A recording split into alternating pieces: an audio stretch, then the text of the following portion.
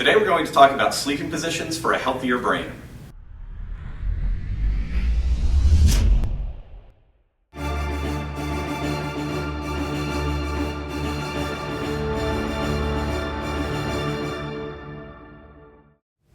It's been a really interesting couple of years in brain anatomy. Now that may not sound terribly exciting, but it actually has been a very interesting couple of years because some new things have been discovered in the brain that we used to believe were not there.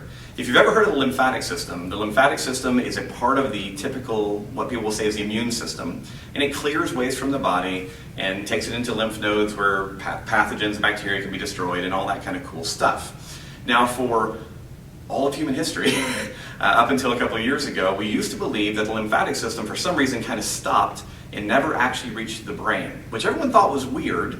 But as new technology has emerged, what we've suddenly discovered is that, guess what? We actually have a lymphatic system in the brain, and they put a G in front of it, so it's called the glymphatic system, because that's attached to some of the names of some of the cells that are involved within the brain. Now, here's why this is super important.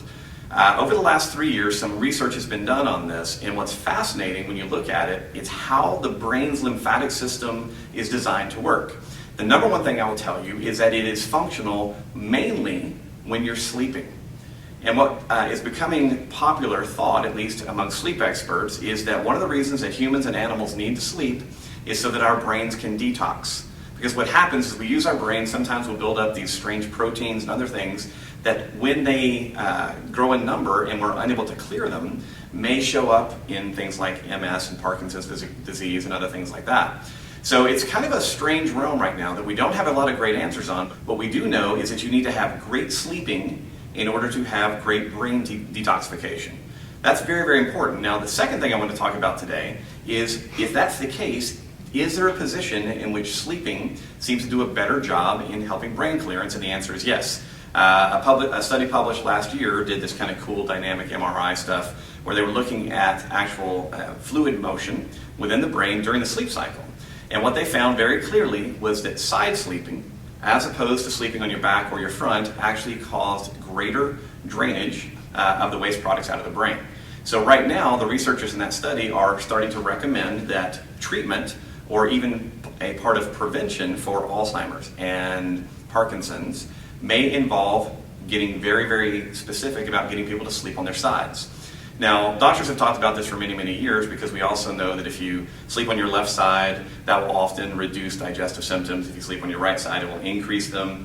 There's a lot of kind of strange stuff that goes into this, but because this is my blog, I'm going to tell you what you should be working on. The basic is learn to sleep on your side, and if you're going to sleep on your side, emphasize your left side. Now, how do you go about doing that? Well, sleeping, obviously you're not awake. So it's a little bit of a habitual deal you got to work on. There's an old school method and there's a new school method. The old school method for getting you to sleep on your side, which has been around a long time, is to make it uncomfortable to do anything else. So people would often tape tennis balls to them or put tennis balls somewhere in their clothes or in their bed, so if they wound up on their back, they're actually getting a reminder that this is an uncomfortable position, and that will cause them to roll to their side. That's old school. You can also put something in the middle of the bed that doesn't allow you to flop over, but you can try that if it works for you. The other option in today's world is pillows. When you talk to sleep experts, one of the things that they actually recommend is a lot of people don't like sleeping on their side because they have poor mattress quality, and on top of that, their body doesn't feel supported, which is why they choose either their front or back. So using a big body pillow or multiple pillows placed so that your knees and everything else are more comfortable is often also a good way to start the side sleeping process. The third thing I'm going to bring up in this is if you have a sleep issue, it's probably also related to your breathing.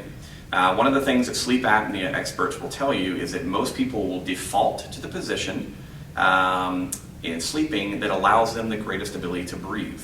So a lot of people that struggle with side sleeping or back sleeping, it's because the airways close down. And so most sleep apnea people will say if you have a really closed down airway, most people wind up sleeping on their stomach. Now, I say all that just so that you can kind of maybe self-identify and start to recognize that if you do have issues, you always wind up on your stomach or your back, you may also want to look into your breathing. A lot of that can come from jaw position, throat strength, and just basic respiratory practices. And if you want to know more about that, you can watch some of our other blogs. So there you have it. Think about sleeping on the left side. It'd be good for your brain, good for your gut, good for everything that you do. Thanks, guys.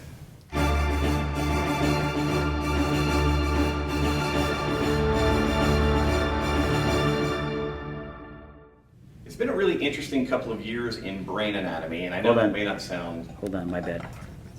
Totally forgot this one. Oh, gotta have the mic. We should probably redo our opening. We should redo it. Let's redo it. Let's just go ahead and pretend like. Let's pretend like that never Like happened. just re.